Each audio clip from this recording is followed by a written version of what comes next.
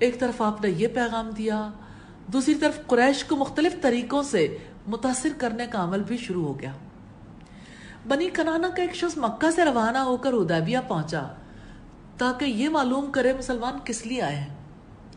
لوگوں نے آپ کو اطلاع دی تو آپ نے فرمایا، اس شخص کے قبیلے میں قربانی کے اونٹوں کی تعظیم کی جاتی ہے، تم لوگ اپنے قربانی کے اونٹوں کو لے کر اس کا استقبال کرو۔ مسلمانوں نے اونٹوں کا قافلہ بنایا اور لبیک اللہم لبیک پڑھتے ہوئے اس کے سامنے سے گزرے۔ یہ شخص مکہ واپس ہوا بڑا متاثر تھا۔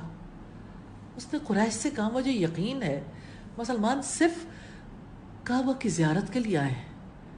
اس طرح 1500 مسلمانوں کے ایمان اور اسلام کا مظاہرہ بھی سب کو شدید متاثر کر رہا تھا۔ قریش کے ایک سفیر جب حدیبیہ پہنچا تو مسلمان صف بندی کر کے رسول اللہ کی امامت میں نماز پڑھ رہے تھے۔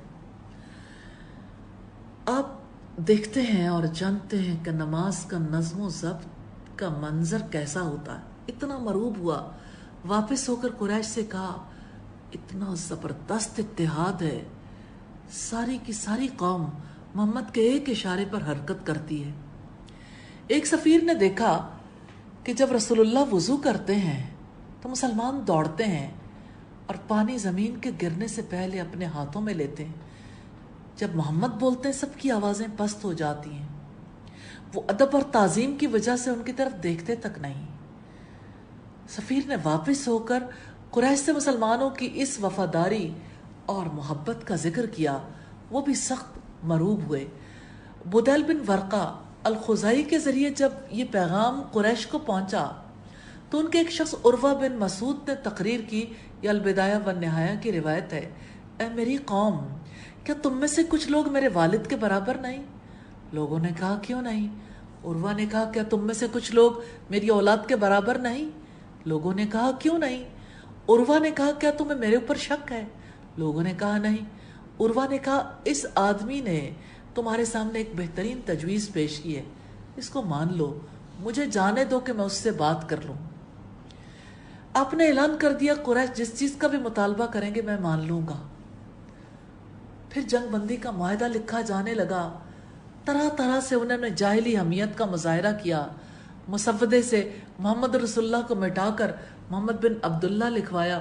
بسم اللہ الرحمن الرحیم کی بجائے بسمک اللہم لکھنے پر اصرار کیا، اور یہ دفعہ بڑھائی کہ قریش کا کوئی آدمی مسلمانوں کے ہاتھ لگے وہ واپس کرنے کے پابند ہوں گے، لیکن مسلمانوں کا کوئی آدمی قریش کے ہاتھ لگ جائے واپس نہیں کریں گے۔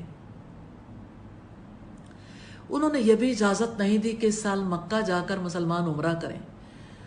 سارے صحابہ کے لیے یہ شرائط انتہائی گراں تھی، حتیٰ کہ ایک موقع پر عروہ بن مسعود نے کہا، اے محمد، یہ جو ادھر ادھر کے لوگ آپ نے ارد گرد جمع کیے ہیں یہ سب آپ کو چھوڑ کر بھاگ جائیں گے۔ حضرت ابوبکر بھی یہ سن کر غصے میں آ گئے۔ ان کی زبان سے نکلا کہ کیا یعنی تم لات کی شرمگاہ کو چوسو، کیا ہم آپ کو چھوڑ کر بھاگ جائیں؟ یہ البدایہ والنہایہ کی روایت ہے۔ رسول اللہ ہر قسم کی اشتعال انگیزیوں کو برداشت کرتے رہے۔ قریش کے مطالبے کو مان کر 10 سال کے لیے جنگ بندی کا معاہدہ کر لیا۔ اب قریش پابند ہو گئے۔ یہ معاہدہ مسلمانوں پر اتنا سخت تھا کہ اس کی تکمیل کے بعد آپ نے قربانی کرنے کے لیے کہا۔ 3 بار اعلان کرنے کے باوجود ایک شخص بھی قربانی کے لیے نہیں اٹھا۔ اس کے بعد اٹھے تو یہ غم کا حال تھا کہ قربانی کے بعد سر موڑنے لگے، ایسا معلوم ہوتا تھا ایک دوسرے کو کاٹ ڈالیں گے۔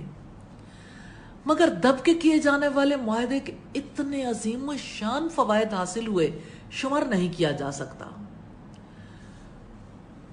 2 حریفوں میں سے ایک کے ساتھ تو جنگ بندی کا معاہدہ ہو گیا، اب رہ گئے خیبر کے یہودی۔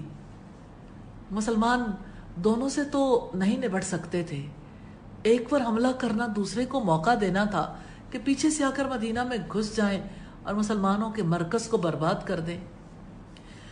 اب جب جنگ بندی کا معاہدہ ہو گیا، اس طرح انہیں بطن مکہ میں روک دیا۔ سورہ الفتح کی آیت نمبر 24 سے ہمیں پتہ چلتا ہے۔ اس کے بعد مدینہ واپس آ کر پہلی فرصت میں خیبر پر حملہ کر دیا